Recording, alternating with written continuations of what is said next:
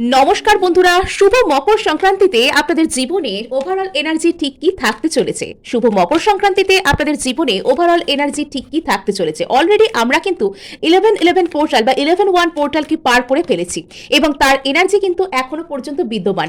আপনার এখানে জীবনে যদি কোনো রকম কোনো আপনাকে বাড়ি থেকে দূরে থাকতে হচ্ছিল, আপনার জীবনে থার্ড পার্টি সিচুয়েশন হচ্ছিল, তো সেই জায়গার সেই সমস্যা কিন্তু মিটে যাচ্ছে। তো এখানে আপনার জীবনে যদি কোনো দূরত্বজনিত সমস্যার জন্য অসুবিধা হচ্ছিল, সেটা কিন্তু মিটে যাচ্ছে। আপনার জীবনে স্থায়ী কিছু ম্যানিফেস্ট হচ্ছে। অনেকের কিন্তু জমি বাড়ি ল লিটিগেশন সংক্রান্ত কোনো সমস্যা থাকলে সেটা কিন্তু মিটে যাচ্ছে লাইফে।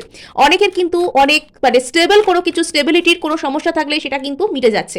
আচ্ছা, তো হঠাৎ করে এখানে যদি আপনার থার্ড পার্টি কোনো জনিত সমস্যার জন্য প্রবলেম হচ্ছিল, তো সেটা কিন্তু সেই থার্ড পার্টি আর আপনার পার্সনের মধ্যে কিন্তু বিচ্ছেদ হয়ে যাচ্ছে, ঝামেলা লেগে যাচ্ছে। ইয়েস, সো এখানে আপনার জন্য ওভারঅল গাইডেন্স কিন্তু ভালোই রয়েছে।